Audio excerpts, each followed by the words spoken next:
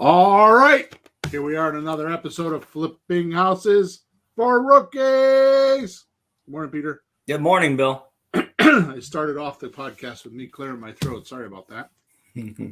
We're on episode number 295. Unbelievable. And I wrote this podcast, and I don't normally talk about things like this with my wife just because she's got her stuff going on. I got my stuff going on. And I went upstairs, and I went to get something to drink or something to eat. And she said, "How you doing?" I said, "I think I just wrote the best podcast I ever wrote." So let's see what happens. Let's see what happens. And what did she say? Let's see what happens. No, she's like, "Oh, that's good." She just That's nice, sweetheart. Episode number 295. It is called, and this is the title, Part 3, Rookie Creative Real Estate All-Star Team To-Do List. As I promised from podcast number 294. Here is the description. Almost all creative real estate entrepreneurs face similar frustrations, conflict, profit woes, and inadequate growth decisions to make money now, money monthly, and money later are all made fairly easy. So in other words, the decisions are made fairly easy. I want to make money now. I want to make money monthly. I want to make money later, right? Mm-hmm. That's a good start. But more often than not, fail to get implemented. But there is a solution, and it's not complicated unless you don't know the steps to get there or what is important to do and what is not important to do. What's first, what's second, and so on. In this podcast, you will learn how to carry out each action and when, so it's a lot smoother and gets results. Once we lay out this blueprint for you today, you'll discover a simple yet powerful way to run your creative real estate business, so it will give you exactly what you have envisioned in a way that is a natural progression that will avoid overwhelm and give you enjoyment and clear focus. This practical plan will get you going on your own, then help you build your all-star team for growth. Cool.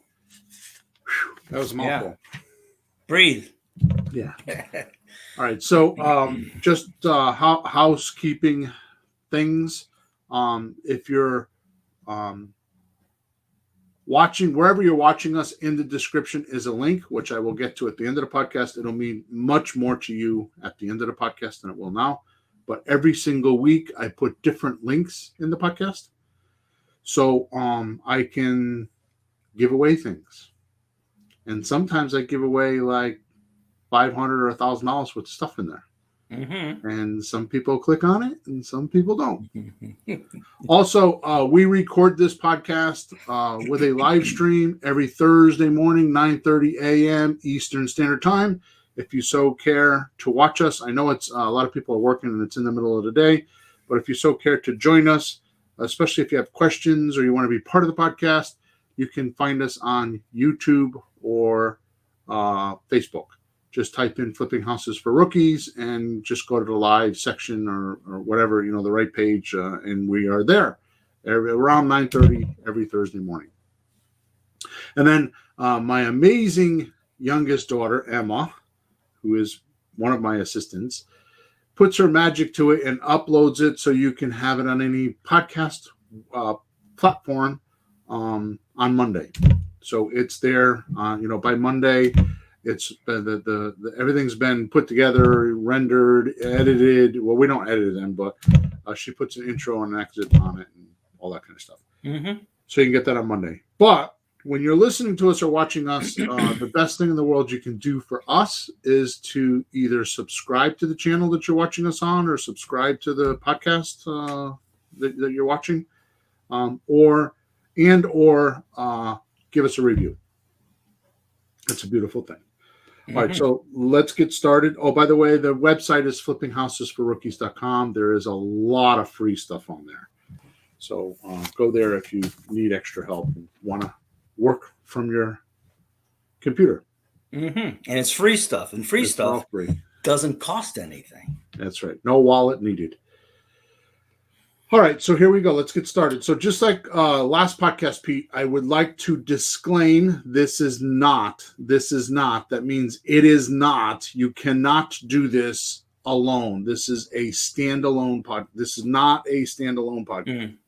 Okay, so to fully get results from this podcast, you'll need to listen to podcast number 285, which is some time ago, and it's never revealed before, shocking and exciting truth about creative real estate procrastination.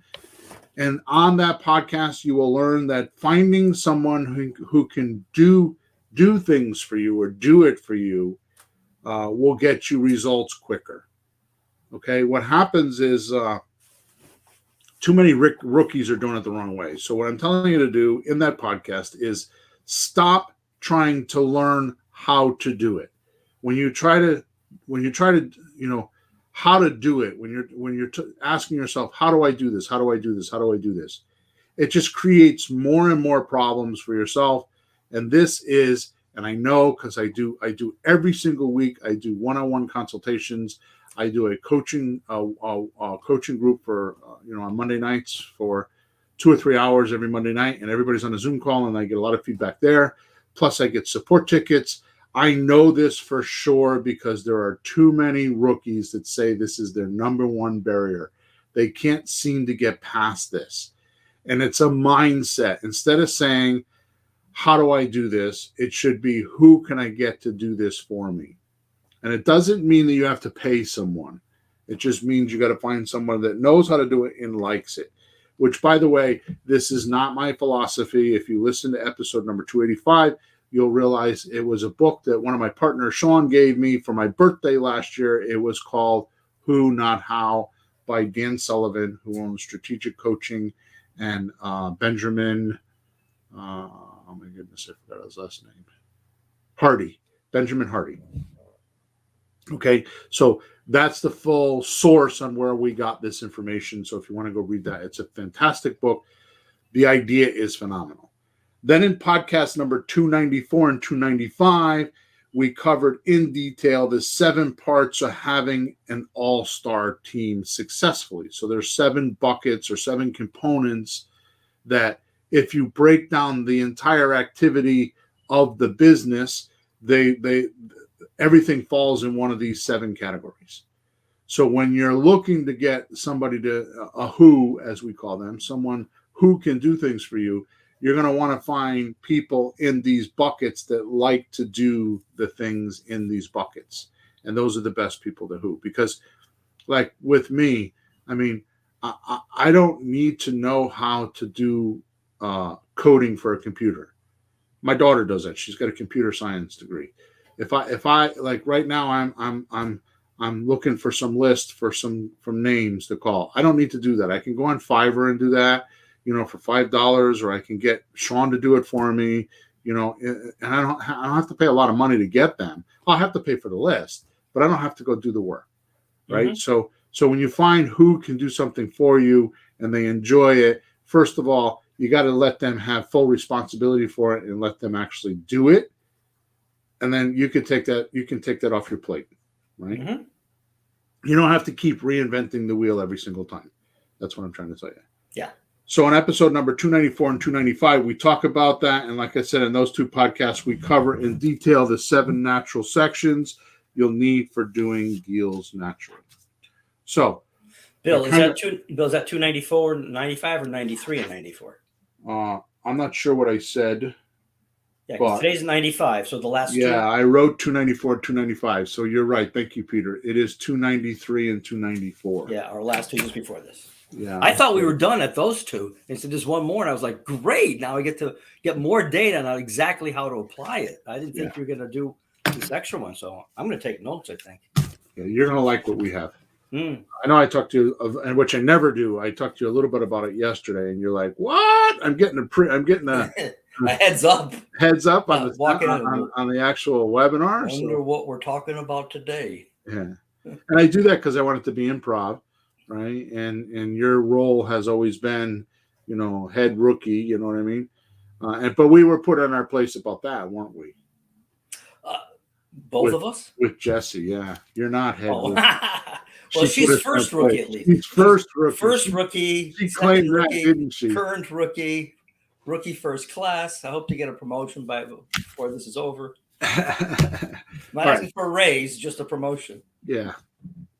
So before we get into the list, the to-do list, let's just run through the list of 7 in case somebody's listening today and they haven't listened to the other podcast. They're not lost.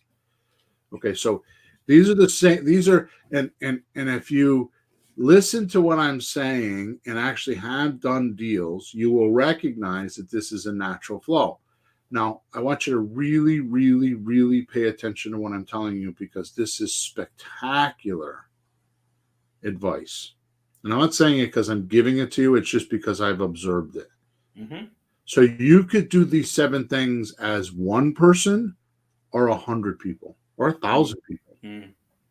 Okay. These, if you have the concept that one person can manage 5 people, if you just have that concept, which we've never talked about before, if you have the concept that one person can manage 5 people, and then those 5 people can manage 5 people, and those 5 people can manage 5 people, right? Like a pyramid. Yeah. These 7 buckets work really well.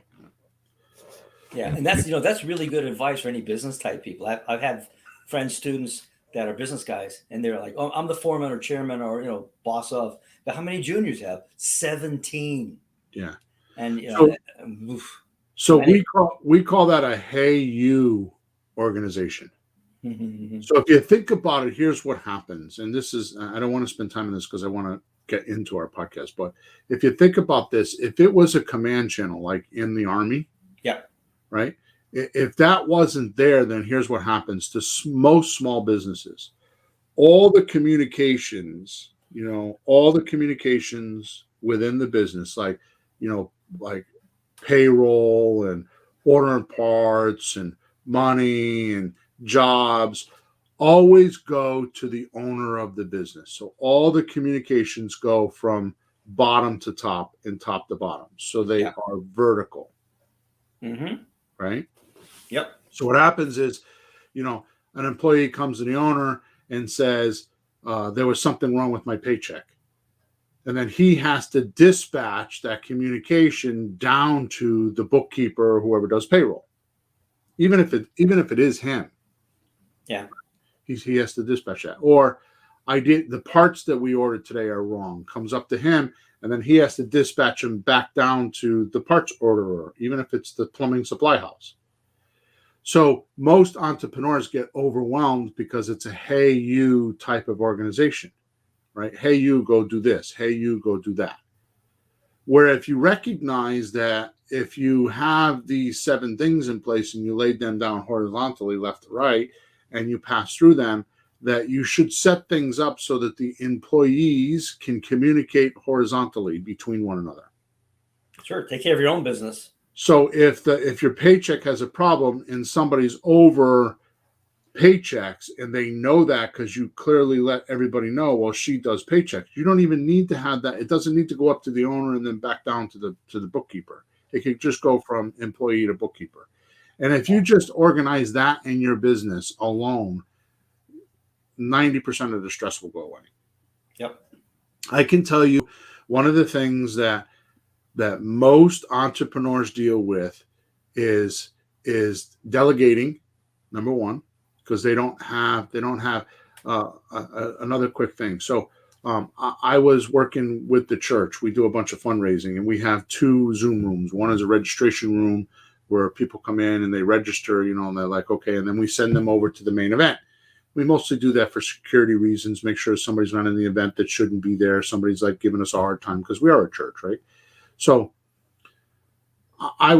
they keep trying to like pin me with this job. And I don't want it because I have too much to do. And it's like, I don't want it.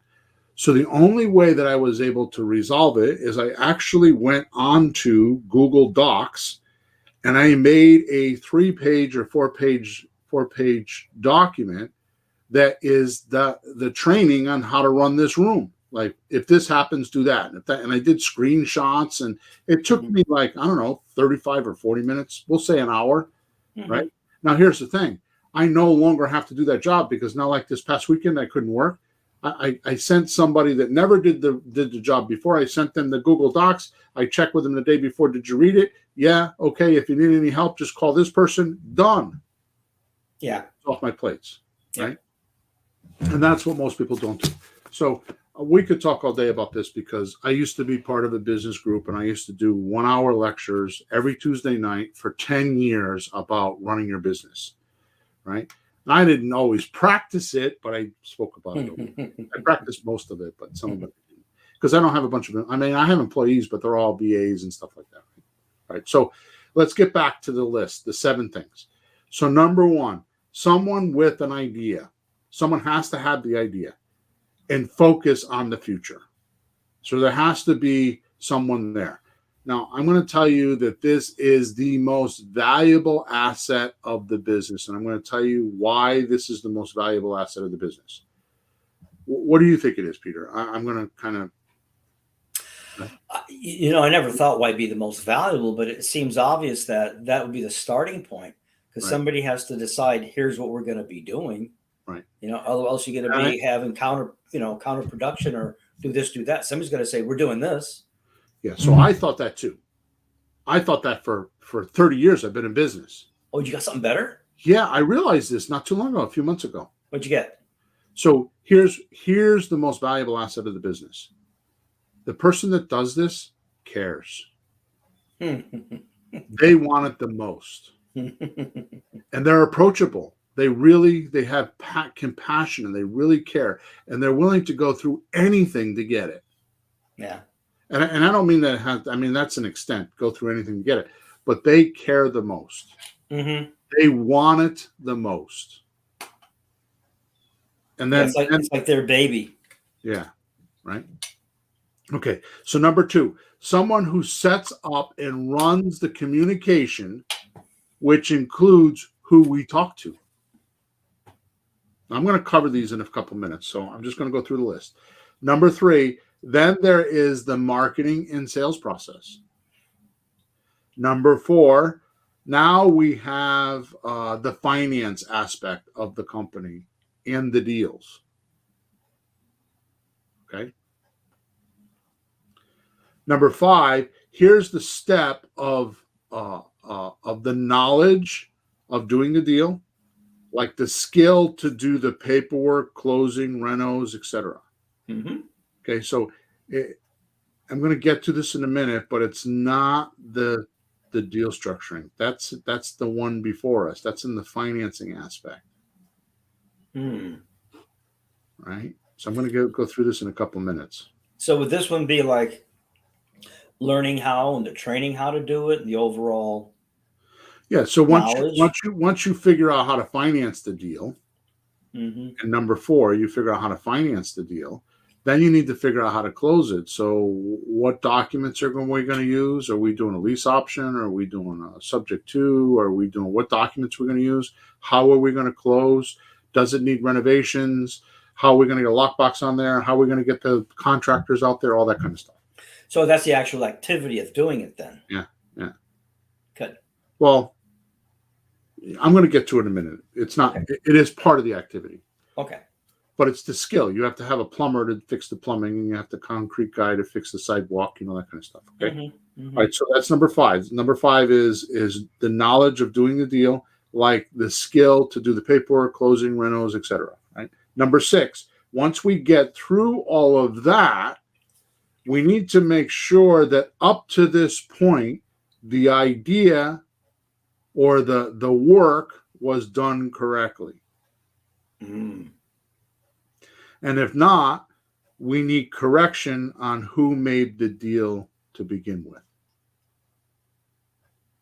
Okay. And then number 7, now we have acquired the property. We need to distribute it, right? We need to so we did inflow. Now we need to do outflow, right? So we need to distribute the property and we need to do that with the exact correct buyer for the most amount of leverage. Mm. Okay. Yeah. So let's break this down, mostly what to do on each step. Okay, so now I've kind of covered them, overview, and this is the meat and the potatoes of this entire podcast. Okay. Okay. So number one, this is not always as easy as just making the decision of I want to make money with real estate, like most do. Okay, they make the decision. That's the easy part. You wake up in the morning. Oh, I know. Let's just go make some money with real estate today. Yeah, exactly. Sure. Which, by the way, this is a side note, and this is probably the most cleverest part of these 7 that I want you to think with. When you work through these 7 steps, it's like a chart or a scale, right? Mm-hmm. So you have to kind of like dry run it a little bit on paper, going up and down to make sure everything aligns first. Mm. For example, if number 4, the finance aspect, is I don't have any money, right? Yeah. Want to do real estate, that would affect number 1, your ideas of the future deals, like what type of deals you're going to do. Number 2, setting up which type of seller you should talk to. Mm. And then number 3, how to market those sellers and make offers, which is the selling part. Yeah, makes sense. Right? So you have to kind of like go up and down. So it's not just I have the idea that I want to do what Bill says or Pace Morby says, or I don't know, pick HGTV. HGTV. Yeah, people see the show like, oh, I want to do rehabs. Yeah, or Ron LeGrand or Van Merrill or whatever. And this I say this is very, very, very, very, very, very, very, very, very important.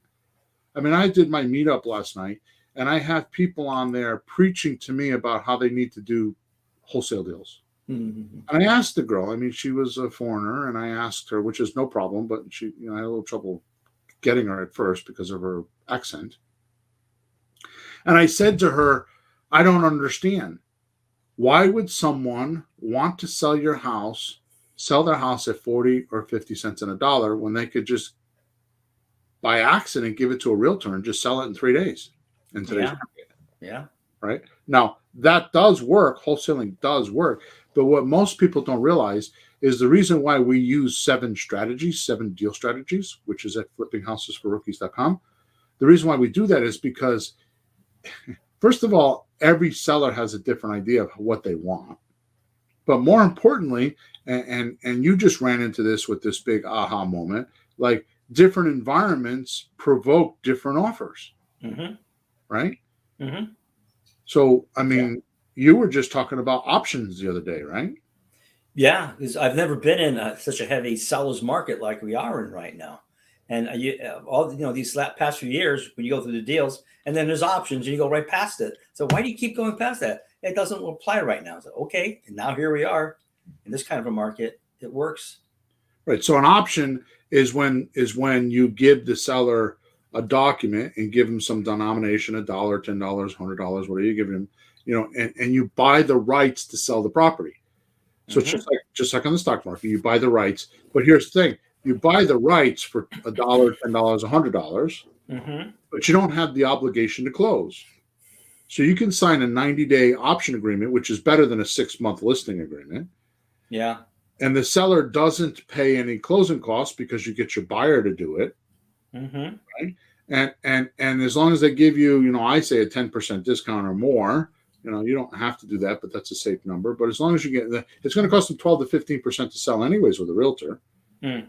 By the time they pay the 6% to realtor fee, they pay 3% for negotiating, 3% for repairs. And even if the repairs are good, it's still inspection things and the inspector finds, and then 3% for closing costs. That's 15%. Yep. Right, and the closing costs are usually the lawyers and conveyance tax and proration of property taxes and all that kind of stuff, right? It adds up to 3%. So even if you were a stunning good, you're still paying 8, 10, 12%. It averages about 10%. Okay, so you're giving them full asking price at 90%. Right? Yeah. The difference is they're not going to pay the realtor and all these other people. You're going to do that for them, and you're going to make that money. Yep. And that's how we do it, right? And you don't need a license to do it because we're an equity share in the property with the option agreement, right? Yep. So we're a very small equity share. We're not a controlling equity share, but because we have the option, we become part owner on paper. And we can sell our own house, so we don't need to have a license. It's actually genius.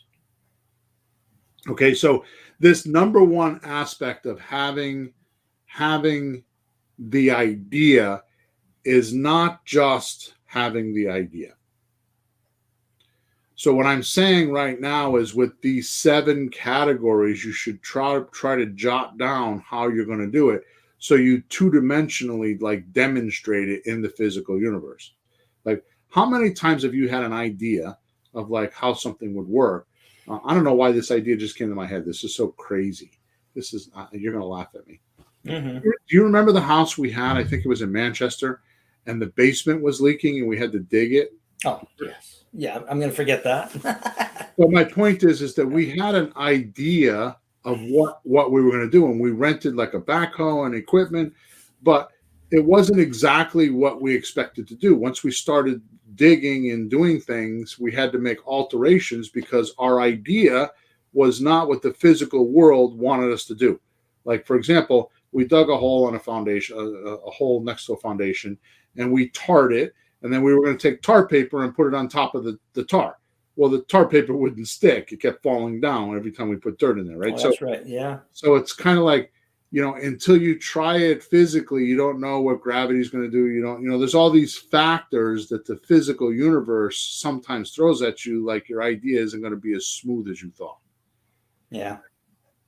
So why not work this up and down a little bit, 2-dimensionally, with a paper and pencil, and just kind of get a concept of how you're going to do this. So I know I'm spending a lot of time on the first one, which is an idea, but what I'm trying to tell you is why not, like demonstrate it out a little bit on paper to see if it at least aligns or if there's any holes in it. So like a person should pick which of the deals they actually could do? No, they should go, they should go through the system. So like I said before, so if you're fine, if you decide, okay, I want to do real estate, okay, and then the next thing you're going to need to do is you're going to go down to number 2, right? So you're like, I've decided I want to do real estate deals. Mm-hmm. Even if it's I decided I want to do creative real estate deals. Mm-hmm. Then someone has to set up and run the communication, which includes what type of list. Right. So what type of list means, are you going to look for subject to deals because you got 10 grand or 20 grand you want to invest in a deal and you're willing to do that? Mm-hmm. Or are you looking to do rehabs? So you have private money in place, and you have money to do the renovations, and contractors, and you could do this. It's easy for you to do. You don't have to go learn every aspect of the deal your first time. Or do you not know anything about real estate? You really don't have any money, and you just want to get started and make 3, 5, 10 grand. Well, then you would do a lease option or a slot deal, right? And those would be the easiest. But realize that each one of these deal transactions I just told you about have different sellers. There's different nuances to these sellers. So the lists would be different. Sure. So like if you're going to do rent to own, you can go right on Facebook and get them right on Marketplace. You can find leads, right? Or market to out of area owners, right? Mm-hmm. Or if you're going to do subject to, you could definitely, I know one of the things we're trying right now is working on you can work on pre-foreclosure, right? Not foreclosure, pre-foreclosure means they're 2 or 3 months behind. Loan modification would be another one. Divorce is another one for subject to, right? Or if you wanted to do rehab retail, then you could do things like, liens, code violations, vacant houses. See, they're all different lists. It's not just shoot out and talk to everybody. I'm just going to call FSBOs, for sale by owners. No, they're willing to do one type of a deal. So you want to find out what that is. So you're going down the list. So you decided I want to do creative deals. Well, who am I going to talk to? Well, I'm not sure yet because I didn't get to number 3, which is I'm sorry. Number 2 is set up, and number 3 is the marketing and the sales. So who am I going to market to? Right. Mm-hmm. So you got to go through the dry run and kind of like work it out and get an aspect of what you want to do. And because rookies don't do this, they just go after whatever course they find online, and then they wonder why it doesn't work because it's not plugged into this natural flow of things. This is like deciding I'm going to go race a car at the Daytona 500. And instead of driving counterclockwise like they do on the track, I'm going to drive clockwise. Is it going to work? Not for very long, Crash. No. Yeah, exactly. Head on. All right, so let's go to number 2.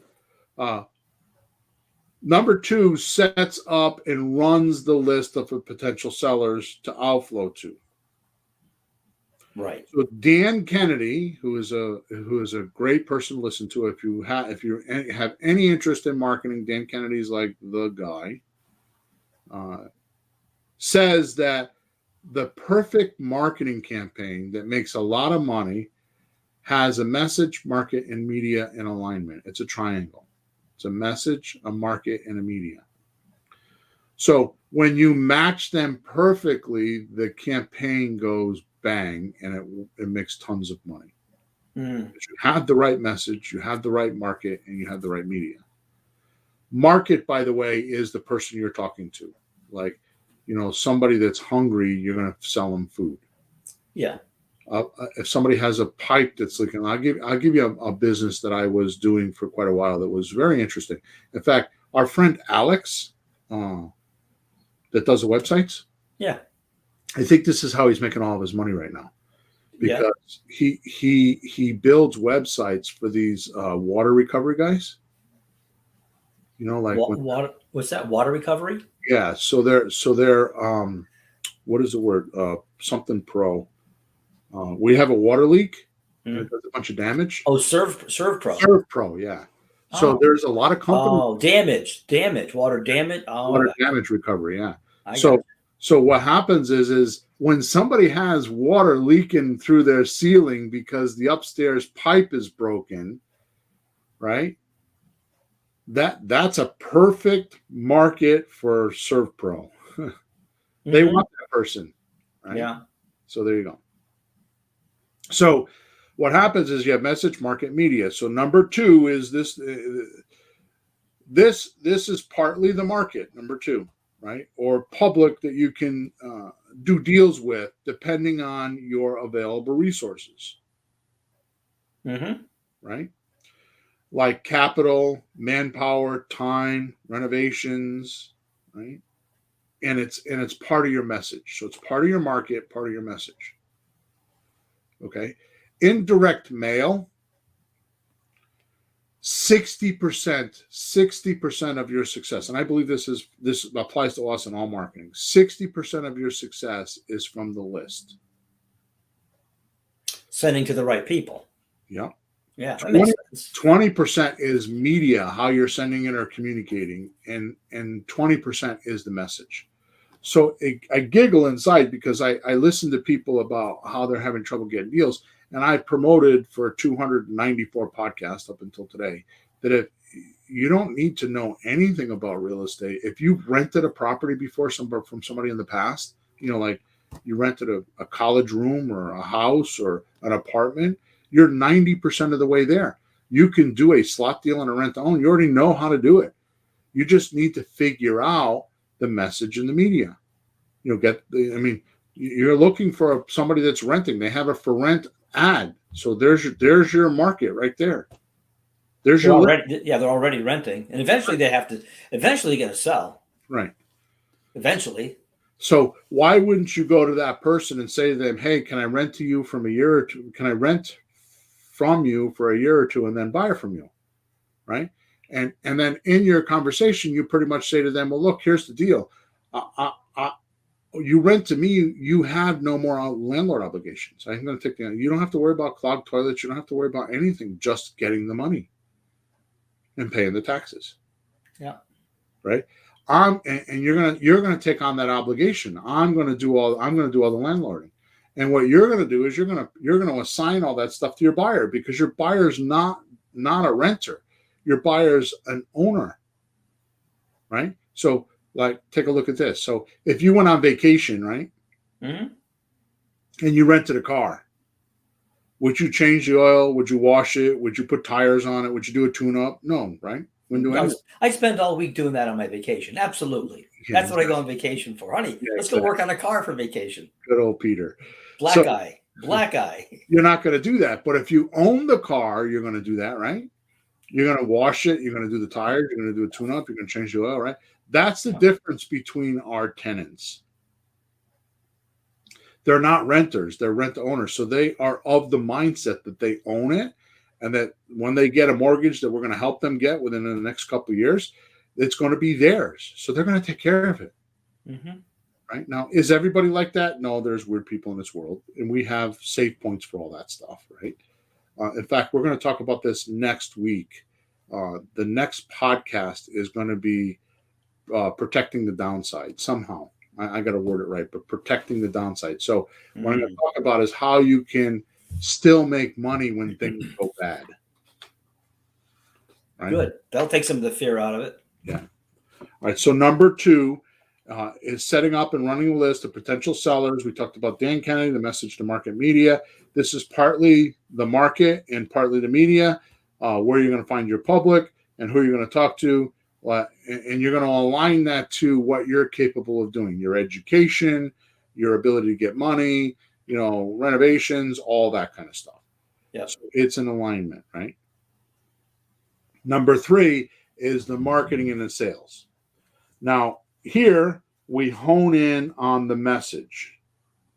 Okay. Once we do number 2 correctly, we'll know what value we can bring to our sellers. So we're going down the list, right? So go ahead. Well, is number 2, if I get this right, to summarize in my head, number 2 is who to talk to, and number 3 would be you're starting to get into what do I say to them? Yeah. So number 2 is exactly right. Is that good? Yeah, that's exactly right. Who to talk to now. Now, number 3 is the marketing and the sales process. So now you're right. What do you say to them? Cool. Right. All right. That's good. Make sure I'm tracking here. So now here's the most missed part with rookies. Mm-hmm. It is not deal structuring and the math that makes the deals. It's not the deal structuring, but that's always the first thing they want to learn. They feel like, oh, I got to know everything I can before I talk to the seller, because I don't want to look like a fool, or I don't want to sound like a dummy, or I don't want to sound immature, because they're definitely not going to sell to me if I sound immature. And that's the opposite. I wish I had that advantage sometimes, because very often you could just tell a person, this is my first deal. I'm new. Can you help me do this? And they will like that better. You're being honest. Yeah, they may feel less intimidated. Yeah. Because, I'm a big professional. Doesn't that scare you a little bit? Well, they know stuff. They're going to pull something over me. They got tricks. They think you're a scam. And that's a good point, Peter. So here's the thing that I would like to really hit home here, right? Being honest, sincere, and caring about the seller's needs is way more important than the words you say. Now, I can tell you the quickest way to build trust with someone is in rapport. So let's do rapport first. Mm-hmm. Rapport, you build rapport with someone by talking about the house, not anything else. You don't care about how many kids they have and what vacation they go on and wasting all that time. I don't do any of that. I want to talk about the house. Mm-hmm. And if you want to build trust, the definition of trust in my world is your words match your actions. So if you tell someone, I'm going to call you at 2:00 on Thursday, call 2:00 on Thursday. Mm-hmm. Tell someone, I'm going to go find out how much the taxes are and I'll call you tomorrow morning. Then go find out how much the taxes are and call them tomorrow morning. And I actually intentionally do this with sellers because it takes about 3 or 4 times and then they completely trust you. Yeah. Okay. Yep. See, if you do what we're talking about today in sequence and dry run it on paper, like I said earlier, you'll be emotionally involved now. You will be emotionally involved by trying to help the seller because you'll care. Because here's the thing. Here's the underlying thing that I'm trying to get across, and I don't know if I'm doing such a good job of it. You're gonna if it's something you already know, like if you're calling for renters because you rented a place before and you're used to doing that, you have something in common to talk with that person about now.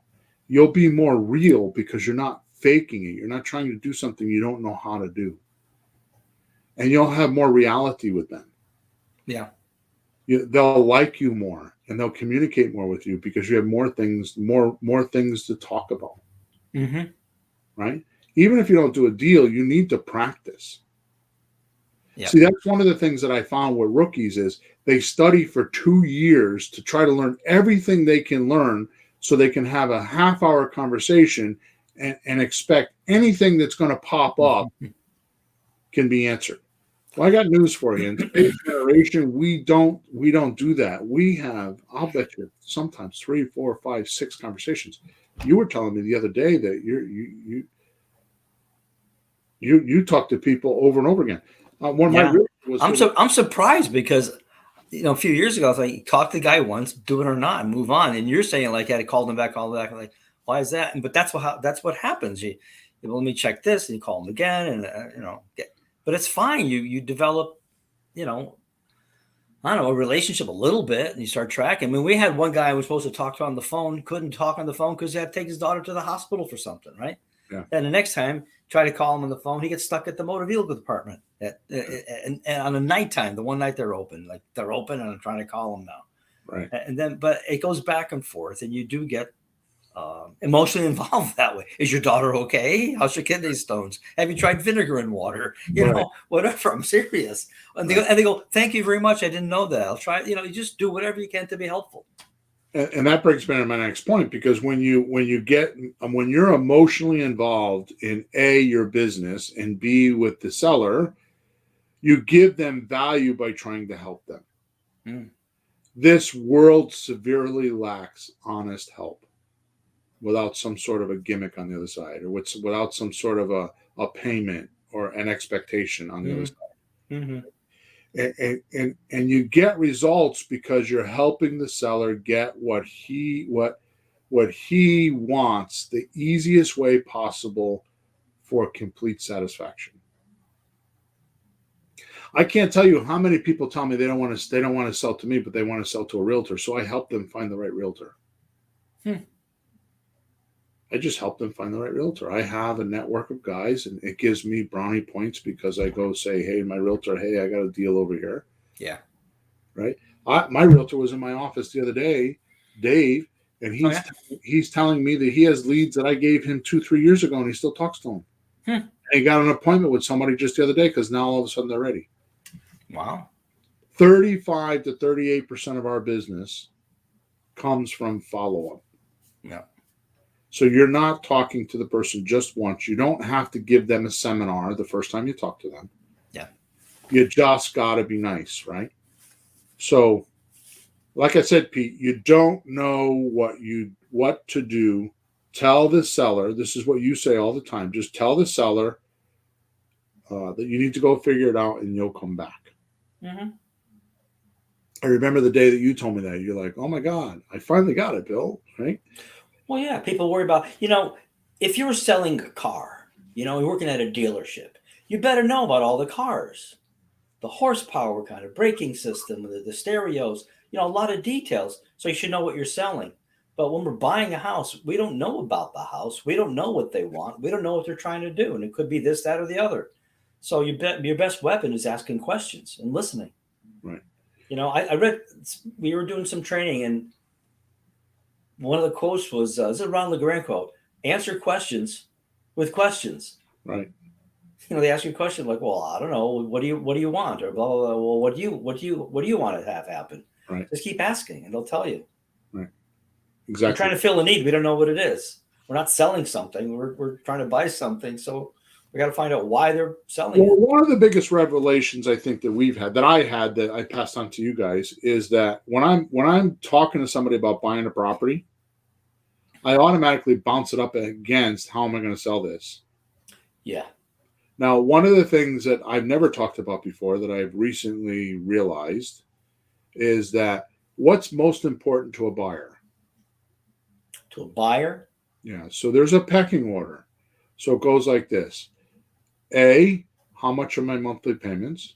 Yeah. B, how much do I have to put down? And Yeah. C, what's the price of the property? Yeah. So when you're talking to your seller, those are things that you need to figure out. Like, are you in the right ballpark? And how popular is this deal going to be when you go to try to sell it? So if it's a $200,000 house and you're asking $400,000, it's not going to be very popular, right? Nope. If the mortgage payment should be $1,500 and you're asking $3,000, not going to be very popular, right? Or this is the most common one right now. Well, yeah, anything's for sale. If you give me $50,000 down or give me 50% down, then I'll sell it to you. Yeah. Right. So the guy's that got a $200,000 house and he's like, well, I'll take $100,000 down. but he'll take a $1,300 a month payment and he'll go 5 years. So that part is good. Yeah. Right. So when I'm talking to a seller, the easiest way to do it is to think to yourself, what can I get on the other side? Yeah. And then work it backwards. So you can get 200,000, you get 1,500 a month, and you know that you're going to get 5 or 10 grand down. So just negotiate for less than that. There's no magic to it. There's no special things about it, right? So how would a person really kind of new starting out, like me years ago, and I just wouldn't know those off the top of my head? What's a good, quick way to find that out? This podcast. No, I mean the actual numbers. In your area. Be honest with you, Yeah. I go to Zillow. Mm-hmm. Now, Zillow's not correct, but it gives me a ballpark. Yeah. I mean, the best thing that you could do is just type the address into Google, and you're going to find Zillow, you're going to find Redfin, you're going to find Realtor.com, you're going to find Trulia. So just look at 4 or 5 of them and just get an average. Yeah, and several of those have the rents too. Yeah. Well, you don't need rents. Well, I mean, when you're trying to find, when you're doing the money now, monthly later, and that's it. No, that's bullshit. Yeah, because you go by mortgage. That pisses me off like no end. Because I hear about that all the time. Well, I went on Rentometer and the rent says it's $1,500, but the guy wants 13. And it's like, no, you don't do rents. The guy is not renting. The buyer is not renting. They're buying a house. So if you're selling for $200,000, I don't take the deposit money out.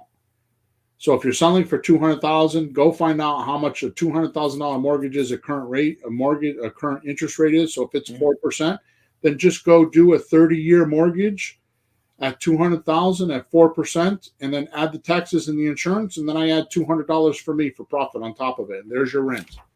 Right. I remember that now. I see the rents there, but that's true because he's going to be buying it.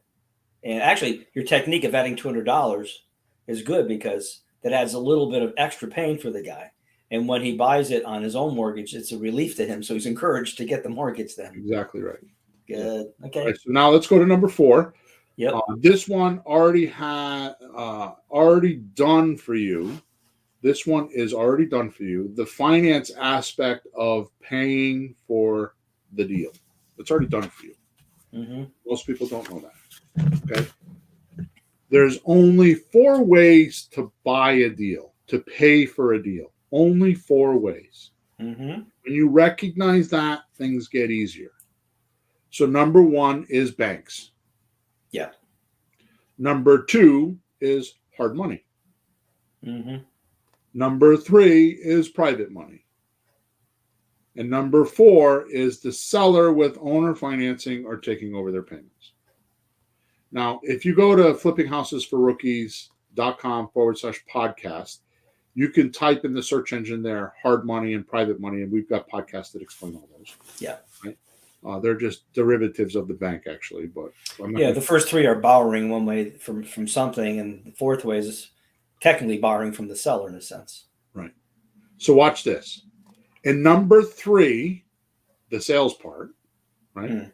Step number 3, you really don't need a lot of scripts in the beginning, especially if you're looking for a rent to own or subject to.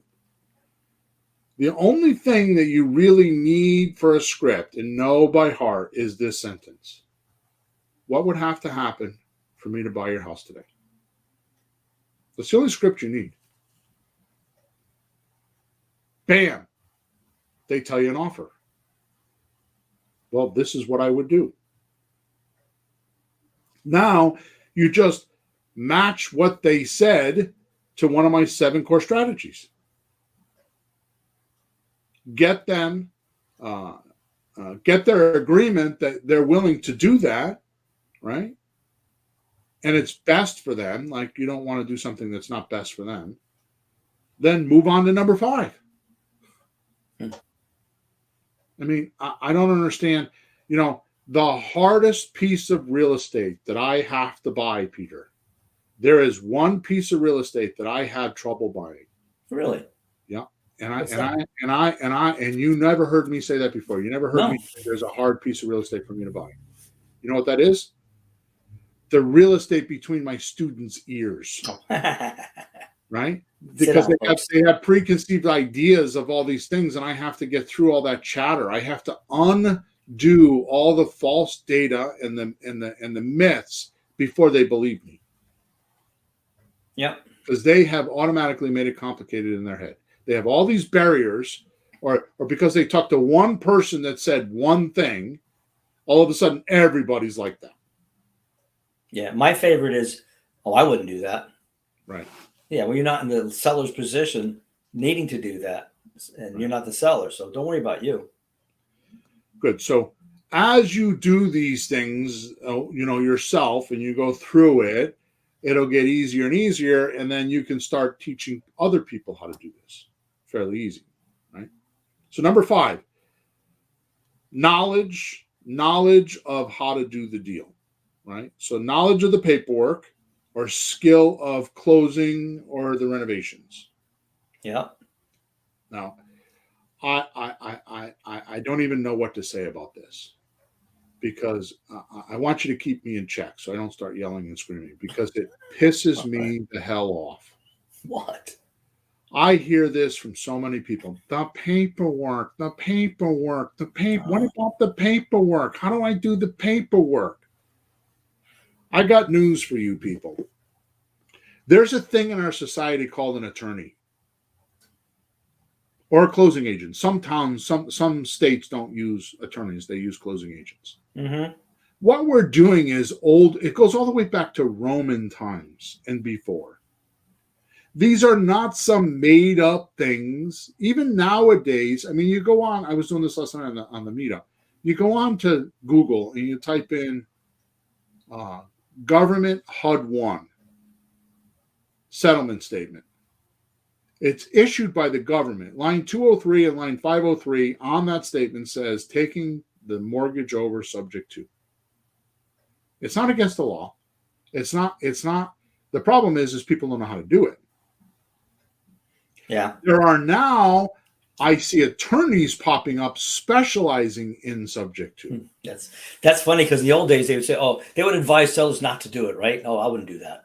Right. Now here's something I shouldn't say in public on a stage. But I'm going to tell you right now, if you can buy a house, if a customer is willing to let you take over their monthly mortgage payments, don't do a subject to deal. Just do a wraparound mortgage and have your attorney do it. Done. So this is where we're talking about finding someone who can do it. Why are you trying to figure out how to do it? That attorney went to 6 years of college to learn how to do this. Why are you trying to figure out how to do this? Mm-hmm. I don't get it. because you don't want to pay the attorney $800 or $600 or $700. Make your buyer pay for it. Make your seller pay for it. Don't pay for it yourself. So I just find someone that can do this part of the deal for me. Or because I know I got all kinds of people listening to me. How about this? For $25 a month, you can go on to LegalShield.com or any one of them, and you can actually hire a lawyer in your backyard, in other words, in your city or your state, so they know your state's laws, to do the paperwork for you. Or you can draft the paperwork, go online and find the paperwork, and then just have this attorney review it before you do anything. Bill, you think people are worried about the language because they don't understand the terms and the words? You think that's part of it? That's absolutely what it is. It's misunderstood words and they don't understand it. So they want to get verification. Instead of looking a word up in the dictionary and trying to figure out what the paragraph means, they want to pay a lawyer $800 to go do it. Okay. Stupid. Yeah. All right. Now that puts us at number 6. Yep. Okay. Oh, by the way, this happens with contractors too. Hiring contractors? Yeah. Oh. I mean, are you going to get ripped off from a contractor? Absolutely. But you get through that, and you just, if you do your numbers and you put a little cushion in there, then it's no big deal. Yeah. I'm going to tell you, the guy with the gold has the rules, makes the rules. And for once, we're the guy with the gold, right? When we're hiring. Right. So just don't release payments before the work gets done. That's all. Keep that carrot out in front of your contractor. He's fine. And oh yeah, by the way, play baseball. Play baseball with your contractor. 3 strikes, you're out. Okay. It's just it's a business. Just treat it like a business. Yeah. Right. Anything else you can think of in this technology section? The beautiful thing. And when I'm talking about this technology, I'm not talking about like technology like a cell phone or a computer. I'm talking about like the actual knowledge or skill of something can be outsourced. Everything in this business can be outsourced. But the best thing that you can learn how to do is talk to a seller and convince them to do a deal. Not convince them. Convince is the wrong word. Show them the right deal for them and let them decide. All right. Number 6. Was the deal done correctly? Now, here is a major factor. Okay? Yeah. And this is where rookies need to trust themselves. You just need to go through step 1 through 5 yourself and then teach others how to do it, right? If the seller is still ready to close and legal said go, you did great. Close as soon as possible, so no worries. Right? Sure. If the deal blows up, you or someone that was doing the work needs correction on one of the steps before now, so it doesn't happen again. Or you make bad deals. So if you just trust this system that I'm talking about, because by the way, there is a standard procedure to do everything. And as far as I'm concerned, these 7 steps are the standard procedure. Just because when you do enough deals, you start to see how the deal flows. Right? It's like walking through the woods and seeing the river traveling a certain way. That's the natural flow of the water. You're not going to, you could change it, but it's just going to be that way. If you leave it to its own devices, this is how it's going to flow. Sure. Right? So what I'm saying is that you can't get hurt by doing it wrong. Because up until we get to like number 5, where we actually hire a lawyer for $25, come on, right? Can you review these documents? Can you review this deal? Which, by the way, lawyers blow up most of my deals. So after a while, you're gonna want to make sure that you get more information, and you need to tell the lawyer what to do, not him. The lawyer's job is to let you know what are the ramifications. and then you choose should I or shouldn't I, not him. Lawyers cross that line way too often. They think they're psychologists and they're going to change your mind, and they feel like they have important information. Just because they're in fear doesn't mean that you have to be. Yeah, isn't it that they wouldn't do it, and it's personal? And, again, people telling you what they would or wouldn't do, and it's not up to them if it's your life or a seller's or a buyer's. Right. Advice is one. I'm an educator. Advice is one thing. I like to show people 3 ways to do something, 5 ways to do something. Pick what it is, or give them choices and let them pick. Right. It's not like it's not my decision like what they should or shouldn't do, but to do it the right way, whatever they pick, but let them pick. Exactly. The problem is that we don't think of this qualification step in any business. Any business is like this. Yeah. That's what's missing. Yeah. Right? So the point is just do the work and let it flow. And if it's good, then keep going. If it's bad, then don't. I mean, the biggest thing that I get here is how do I know I'm paying enough for the house? Well, I just told you how to do that. Just go into Google, type the address, and look at 4 or 5 different websites and just get it in true. So here's my last point, and then we're going to move on to 7. Think of it this way. If you do slot deals and lease option deals and option deals and owner finance deals, are you really paying for the house? Not out of your pocket. So what do you care if you pay $20,000 over market value? As long as you can get it to cash flow, let the appreciation catch up to you. Just if you're worried about paying $20,000 over, instead of doing a 2-year note, do a 7-year note. Give it 7 years to catch up. And an option agreement is the right to buy, not the obligation. That's right. It's a beautiful thing. Excuse me. So you can go 7 years making cash flow and down payment money and never buy the property. Technically. Yeah. So what are you worried about? Worst case scenario is you don't have money to pay the monthly rent, which is wrong because if you should take some of the money down and use that for reserves. Yeah. But the biggest point is you can always say to the seller, I can't do this anymore. I'm backing out. 30 days, I'm no longer paying you. Or if you get one of these deals and it doesn't work, go find someone like me and sell them the deal for $5,000. Yeah. So I don't get, if you just follow these 7 things, there's nothing that can go wrong. Right. That you can fix. Right. So and next week you'll talk about how to handle some of these downsides. Exactly. That's why I'm doing it in that order. So good.